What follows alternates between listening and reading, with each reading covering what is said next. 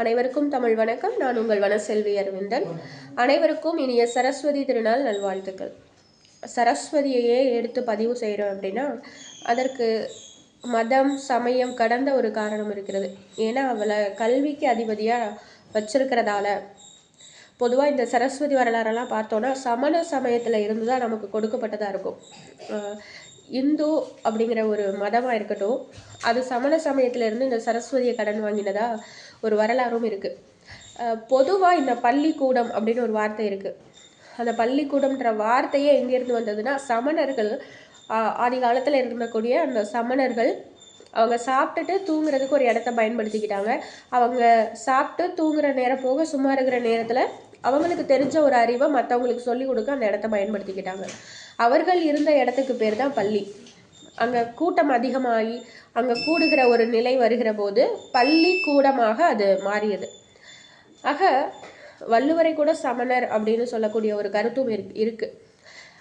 நமக்கு தெளிவான கருத்துக்கள் இன்னும் நிரூபணம் செய்யப்படலை. யார் எதை சொன்னால் என்ன, அது நல்லதாக இருந்தால் எடுத்துக்கலாம்.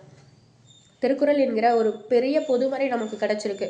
அதை எழுதின மகான் யாருன்னு எழுதினவர்களுக்கு தெரியும். வாசிக்கிற போது அந்த மகானுக்கு நன்றி சொன்னால் உண்மையாகவே அது யார் எழுதினாங்களோ அவர்களுக்கு போய் சேரும். அதனால் அவருடைய பின்னணியை தெரிஞ்சுக்கணுங்கிற அவசியம் கிடையாது. இப்போ இந்த சரஸ்வதியை எதற்கு நாம் வணங்குறோம் பதிவிடுறோம் அப்படின்னா, நான் பொதுவாக எதற்கு பதிவிடுறேன் அப்படின்னா, அவளை கல்விக்கு அதிபதியாக வச்சிருக்கிறதுனால மட்டும். ஏன் அப்படின்னா, இந்த ஓவியர் ரவிவர்மா அவர்கள் கலைமகள் அலைமகள் மலைமகள் என்று கூறப்படுகிற சரஸ்வதி தேவி லட்சுமி தேவி பார்வதி தேவியை புகைப்படமாக அல்லது வரைபடமாக வரைஞ்சி வச்சிருக்கிறார்.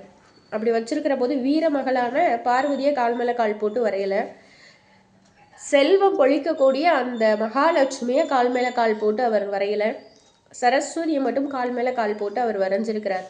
கேட்குறவங்களாம் கேட்டாங்களா, இப்போ வீரமாக இருக்கிறா, சரி அவள் வீரமானவ அப்படிங்கிறதுனால அவளை வரைஞ்சிட்டா பரவாயில்ல, இல்லைன்னா பணத்துக்கே அதிபதி செல்வ மகள் அது இருந்தால் என்ன வேணாலும் செய்யலாம், அவளை நீ அப்படி வரைஞ்சிட்டா பரவாயில்ல, ஆனால் ரெண்டையும் அப்படி வரையாமல் சரஸ்வதியை மட்டும் அப்படி வரைஞ்சிருக்கியே அப்படின்னு கேட்கும்போது அப்போது அவர் சொன்னாராம், வீரம் செல்வம் இந்த ரெண்டுக்கும் இல்லாத தனி சிறப்பு இந்த கல்விக்கு இருக்குது. ஏன்னா அது ஞானச்செருக்கு. பாரதியார் சொன்ன மாதிரி மகாலட்சுமி எங்கே இருக்கிறதோ அந்த இடம் அடக்கமாக இருக்கணும். நான் கோடீஸ்வரன் அப்படின்னு ஆட ஆரம்பிச்சேன்னா அந்த கோடி என்னை தெருக்கோடியே விட்டுட்டு போயிடும். ஆனால் இந்த கல்வி நான் கொடுத்தாலும் குறையாது, நான் வாசிக்க அது ஊற்று நீர் மாதிரி உள்ளேருந்து வந்துக்கிட்டே இருக்கும். நான் ஒருத்தருக்கு கொடுக்குறேன்னா அது இன்னும் கொஞ்சம் ஊறும்.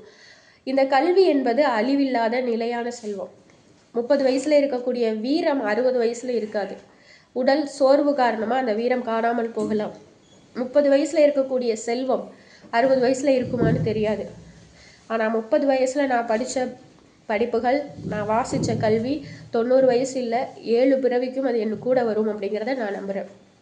அதனால தான் தெய்வம் பக்தி என்ற அடிப்படையை கடந்து கல்விக்கு அதிபதி என்கிற காரணத்தினால் சரஸ்வதியை வணங்குகிறேன்.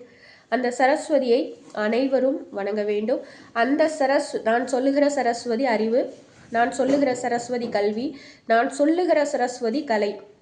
அந்த சரஸ்வதி அனைவருக்கும் அருள் புரிவாயாக. வாழ்க வளமுடன்.